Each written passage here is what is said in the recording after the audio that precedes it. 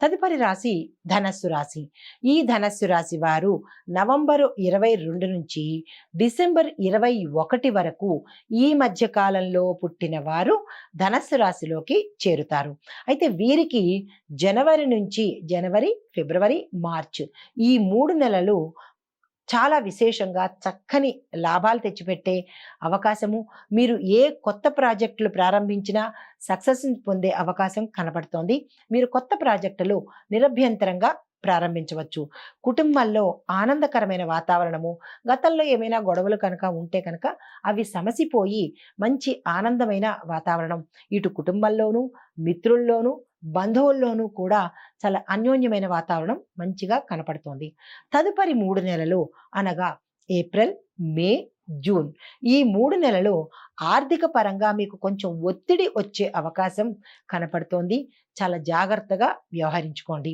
మంచి సలహాను తీసుకొని, అంటే ఆర్థిక పరమైన ఒత్తిడి ఉంది కాబట్టి మీరు ఏదంటే అది మీ సొంత నిర్ణయాలతో వెళ్ళిపోకుండా అనుభవజ్ఞుల సలహాలు తీసుకోండి. వారి సలహాలను ఇంట్లో పెద్దవాళ్ళు కావచ్చు, అనుభవజ్ఞులు మీ మిత్రులు కానీ, శ్రేయోభిలాషులు కానీ ఎవరైనా ఉంటే వారి సహాయ సహకారాలు తీసుకొని ముందుకు సాగినట్టయితే కనుక ఆ ఒత్తిడుల నుంచి దూరమయ్యే అవకాశం ఉన్నది. అయితే తదుపరి 3 నెలలు అనగా జూలై, ఆగస్ట్, సెప్టెంబరు ఈ సమయాలు విద్యార్థులకు చాలా చక్కని మంచి సమయాలన్నమాట. మీరు విదేశాలు వెళ్ళి చదువుకోవాలన్నా, లేదా కొత్త ప్రాజెక్ట్స్ చేపట్టాలన్నా, లేదా కొత్త కెరియర్ అంటే వేరే అవకాశాలు, వేరే కాలేజీల్లో కానీ, కొత్త కోర్సులు నేర్చుకోవడం కానీ, ఇలాగా ప్రతి అంశంలోనూ కూడా విద్యార్థులకు చాలా చక్కని అనువైన కాలము. దీన్ని మీరు అసలు వృధా చేసుకోకండి.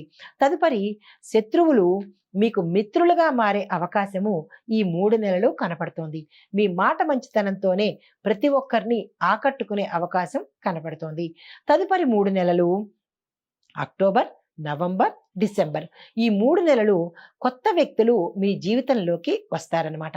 అంటే వివాహం కాని వాళ్ళకి వివాహాలు అవుతాయి. కొత్త వ్యక్తులు మీ జీవితంలోకి, మీ కుటుంబంలోకి కూడా వచ్చే అవకాశం కనపడుతోంది. సంబంధితమైన ప్రయాణాలు విజయవంతం అవుతాయి.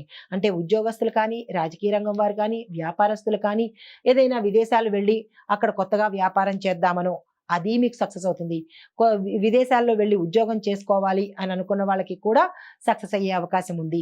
ఇలా ప్రతి రంగంలో ఉన్న వాళ్ళకి విదేశాలు వెళ్ళే అవకాశం కనపడుతోంది. వ్యవసాయదారులకు కూడా చాలా చక్కని అనువైన ఆశాజనకమైన ఈ మాసాలన్నమాట. ఎవ్వరూ నిరాశ పడక్కర్లేని చక్కని అనుకూలమైన మాసాలు మీకు ధనుస్సు రాశి వాళ్ళకి. చిన్న చిన్న ఒత్తిడులు కామన్ కదా, అవి మనం పరిహారాలు చేసుకుంటే గనక చక్కగా సానుకూలమైన ఫలితాలు, శుభ ఫలితాలు వచ్చే అవకాశం కనపడుతోంది.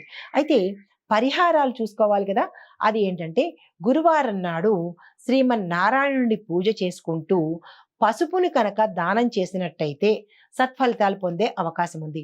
అంటే జనవరి నుంచి డిసెంబర్ వరకు ప్రతి గురువారము మీరు దేవాలయ సందర్శనం చేయడం, గురుగ్రహానికి సంబంధించినటువంటి పూజలు చేసుకోవడమో, జపాలు చేసుకోవడమో చేసుకుంటూ వీలైనన్ని సార్లు పసుపుని కానీ, పసుపు కొమ్ములను కానీ దానంగా ఇచ్చుకున్నట్టయితే ఆ చిన్ని చిన్ని ఒడిదుడుకులు కూడా సమసిపోయే అవకాశం కనబడుతోంది.